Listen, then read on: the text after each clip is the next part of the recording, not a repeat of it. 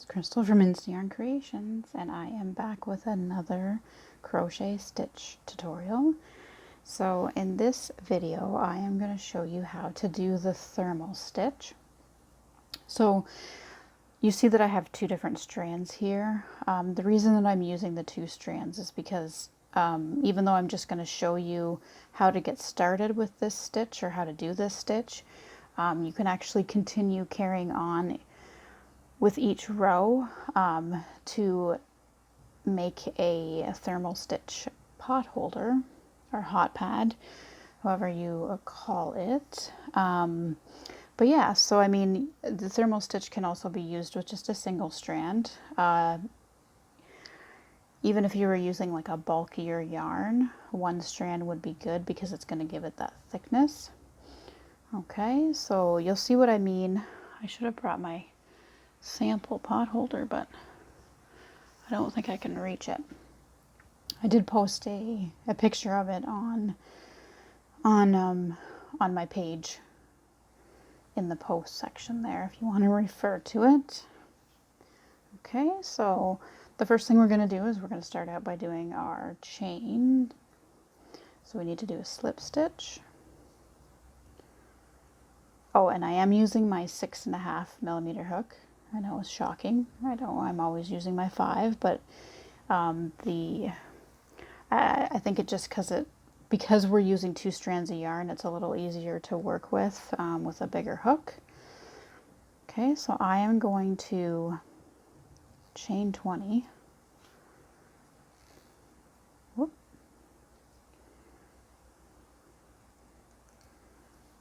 2, 3, 4, 5, 6, 7, 8, 9, 10, 11, 12, 13, 14, 15, 16, 17, 18, 19, 20, and then I want to chain one more. Because our pattern, when we get going along, we'll actually only be working with the 20 stitches across, but so that we can get to that, we need to chain another one. So you would actually do a chain of 21. Okay, so now we're just going to single crochet into the second chain from the hook, and we're going to do that all the way across.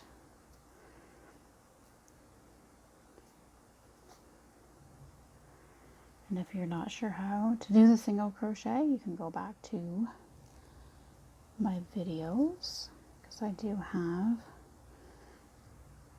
videos on beginner stitches, or beginner stitches for beginners. Okay. I think we're just gonna single crochet all the way across, so we'll have 20 stitches in total. So I'm just gonna pause, and then we'll skip forward to the end. Okay, so I've done the 20 single crochets all the way across. So now we're going to chain one, and then we're going to turn our work. Okay, so now we're going to work into the back loops. So when I say back loops, so you know when you look at the top of your stitch, and normally we pass through underneath there. Well, for this particular stitch, we're going to work just in this back loop here. So just in this back, just right there, we're going to go in through the center, and we're just going to single crochet all the way across again, but we're working in those back loops.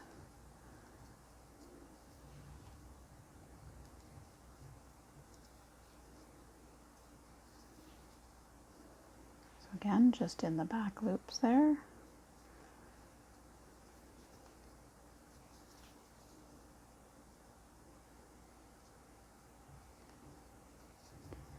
And if you haven't used two strands of yarn before together, you might want to try this stitch with just one strand so you can kind of get the hang of it.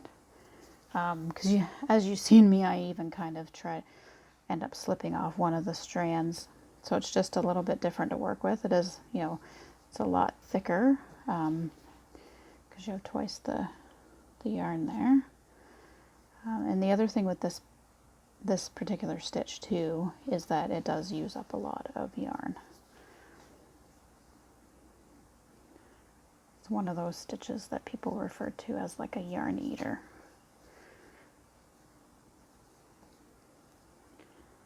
So yeah, so we're just going to continue working along into the back loops all the way across.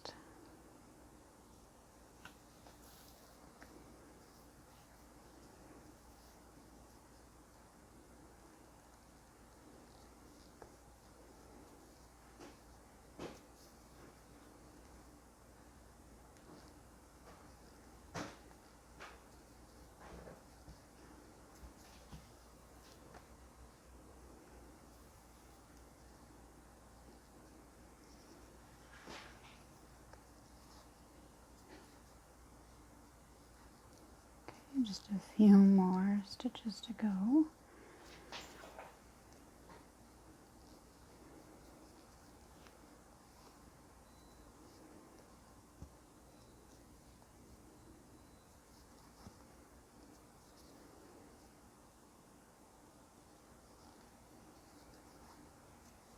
Okay, we're almost there.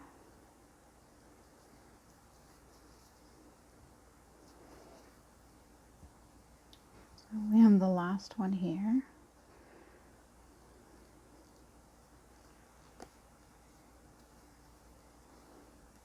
Okay, so that's just one more row done there. We're going to move on to the next one. So we're going to need to chain one again.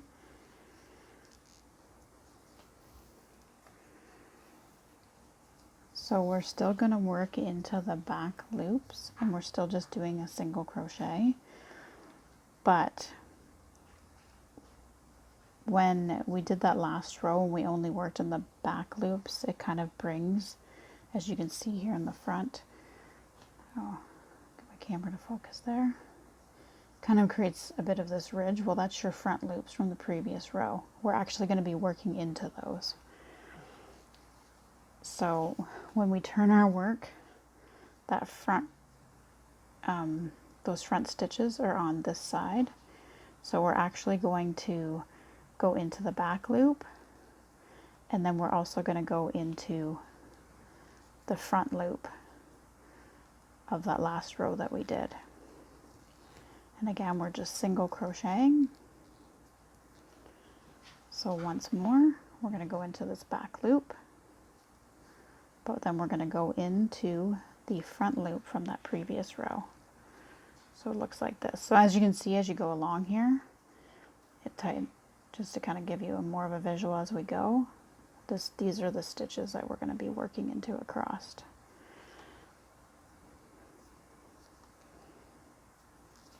Okay, so again, back loop of this stitch for this row, but then we're going to go through into that front loop from the previous row.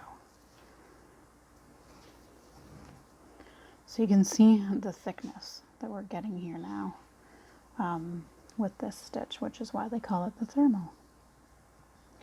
Okay, so again, sometimes it might be easier to kind of hold your work this way so you can see where you're going, to have it kind of work sideways, I guess. So I'm just kind of give you a little bit more of a visual there. So that's our back loop of our row that we're working on, and that's the front loop of the previous row that we did. And we're just doing the basic single crochet. Okay, I'm going to show you a couple more times.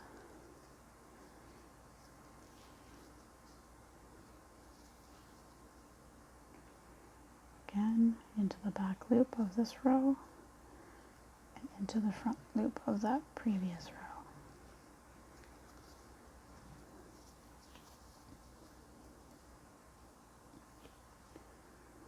Okay.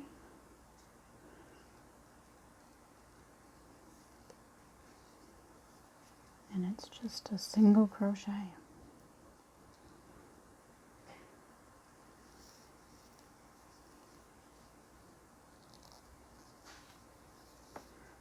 Okay, I'm just going to pause it here, and I'm just going to keep doing that all the way across, and we'll come to the end again, and I'll show you just the starting of the next row.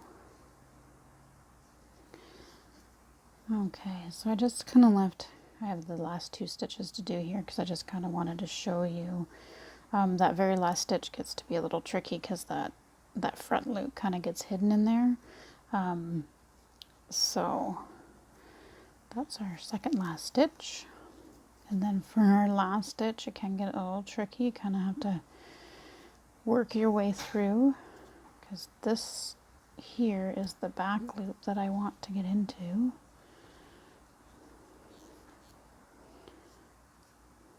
Okay, so I'm in through the back loop of the row we're working on, and then that's the front loop from the previous row. Okay.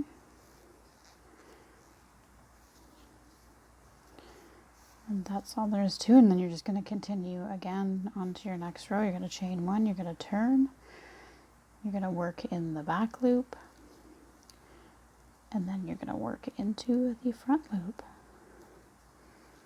Once you do the first couple stitches of the row, it kind of starts to pull it so that it's a little bit closer together for you.